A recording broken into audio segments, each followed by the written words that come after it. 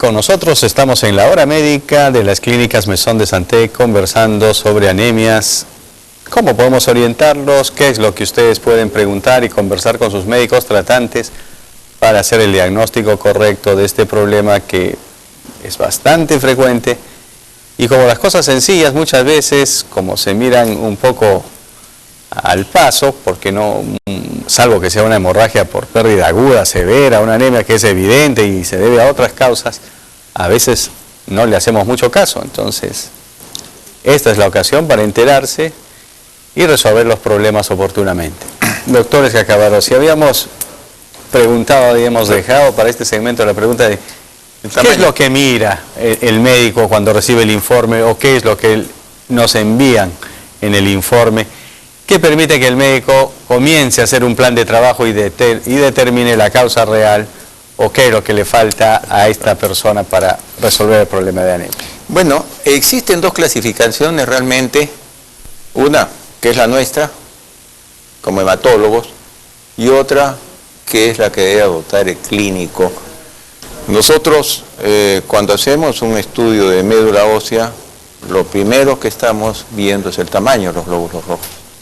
Cuando nosotros encontramos una población de glóbulos rojos, que hay muchos chiquitos y muchos grandes, ya nos estamos preocupando. Es por eso que clasificamos a las anemias como normocíticas. Citos significa célula, o sea que el glóbulo rojo es normal. El glóbulo rojo puede ser chico, que son las anemias microcíticas, que la causa más frecuente son las anemias por falta de hierro. Y después tenemos las anemias macrocíticas, que son los glóbulos rojos grandes, y eso nos dirige hasta cierto grupo de enfermedades. Estudiamos también los leucocitos, si son normales, si hay leucocitos jóvenes o leucocitos.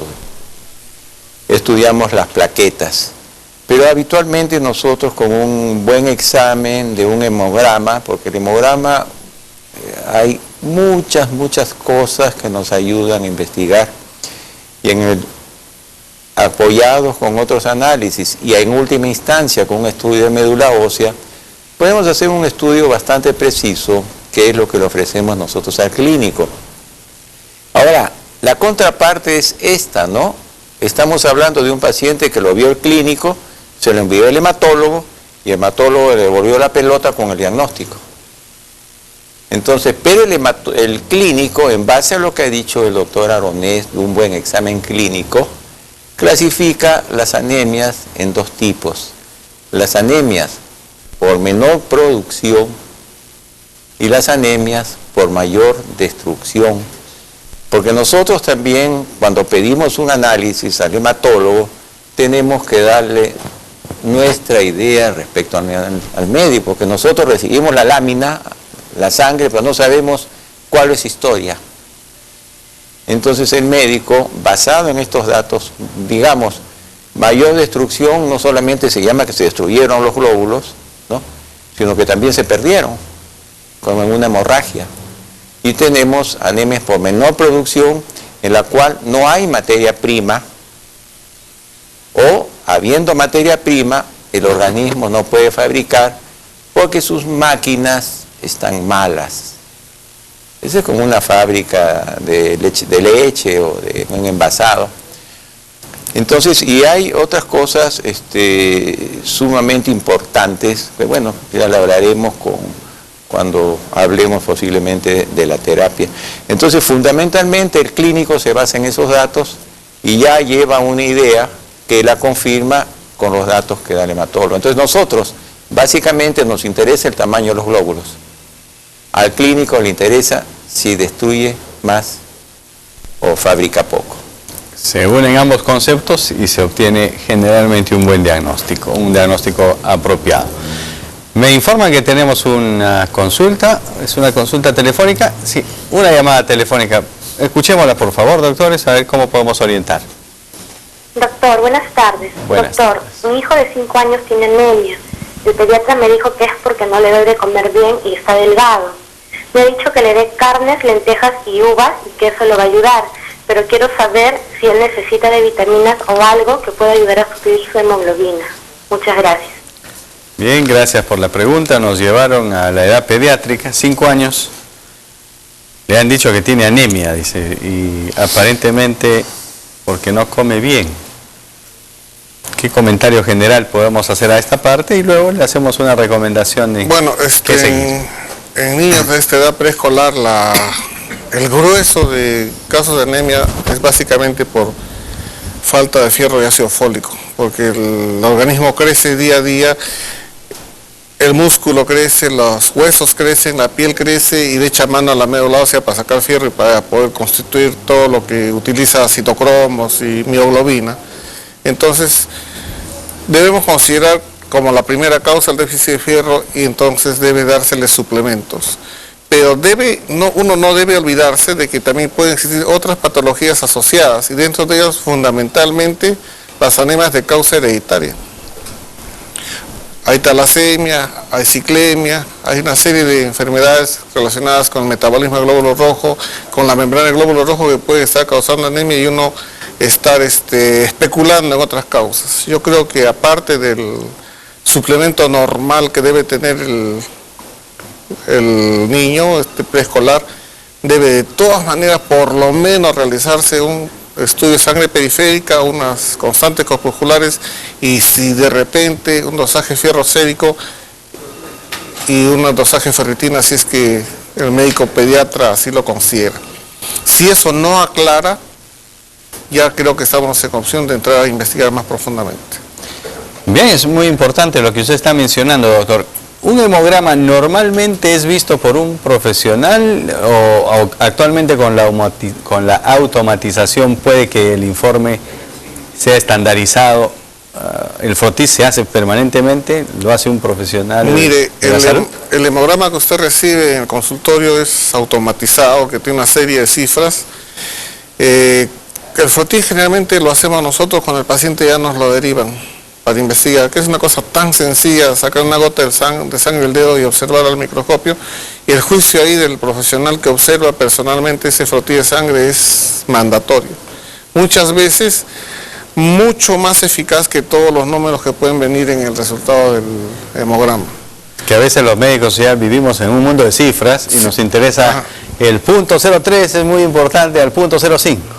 Pero el análisis cualitativo del paciente, como es una buena entrevista, hacerle las preguntas apropiadas, como bien decía el doctor al inicio del segmento, ¿de dónde viene? De repente, simplemente decirnos, vengo de tal lugar y ya tenemos 50% del problema resuelto que hay que confirmar. Además, ¿cree usted, doctor, que debemos asumir que es por una nutrición inapropiada en todos los niños? En las clasificaciones clásicas se habla de la anemia nutricional, pero digamos estamos hablando de las anemias nutricionales que existen como una clasificación importante. Muchas veces vienen los pacientes y como el caso de esta señora, que es el caso de un niño que ya el doctor ha aclarado cómo es el tema, pero en el niño es muy fácil llegar, etcétera. Yo pienso que debemos preocuparnos un poco de los adultos. Cuando hablamos el término nutricionales, estamos pensando que si comemos hígado, comemos espinacas, etcétera, nos va a ir bien y que si hacemos dieta, nos va a ir mal. Es muy frecuente, una consulta frecuente que viene la paciente y dice, doctor, la verdad, yo estoy haciendo dieta 6 meses y estoy anémico. Hablemos entonces lo que es pérdida.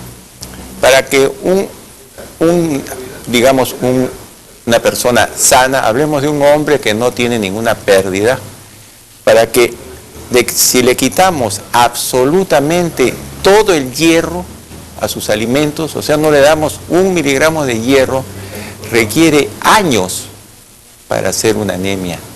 Por el fierro. Por deficiencia de hierro. Hablemos de la vitamina B12, que es su deficiencia produce esas anemias de glóbulos rojos grandes. Si a una persona le excluimos la vitamina B12 de su alimentación, va a necesitar 10 años. Entonces, olvidémonos de este término nutricional. Cuando encontremos anemias, busquemos las causas que la producen. olvidemos que si dejamos de comer vamos a hacer anemia. Y hay un dato que es bien importante hablando de alimentación, que muy gracioso decimos, hay que ponerle un fierrito más al caldo. Eso es cierto. Se ha demostrado que en países donde se usa todavía las ollas de hierro, esos alimentos están más cargados en hierro. Y dirán, el hierro se absorbe así en forma, no como una sal, sino ya como una forma pura. Evidentemente sí. Existe, por ejemplo, en África una tribu que se llaman los bantús. Estos tienen la costumbre de preparar sus bebidas alcohólicas, que les gustan mucho, en ollas de hierro. Y estos pacientes hacen tal sobrecarga de hierro que llegan a hacer cirrosis por daño, por exceso de hierro que han tomado. Entonces, pero eso son cosas más o menos anecdóticas. Yo creo que una persona que lleva una alimentación bien balanceada no debe tener anemia. Hay que pensar en otras causas cuando presente anemia. No podemos decir solo de entrada. O sea, saquemos del uso médico el término anemia nutricional. Usted asegúrese que ha sido bien estudiado el caso, que estamos tranquilos haciendo un buen diagnóstico de una situación de anemia. No se vayan, estamos haciendo un pequeño paréntesis en los que usted recibió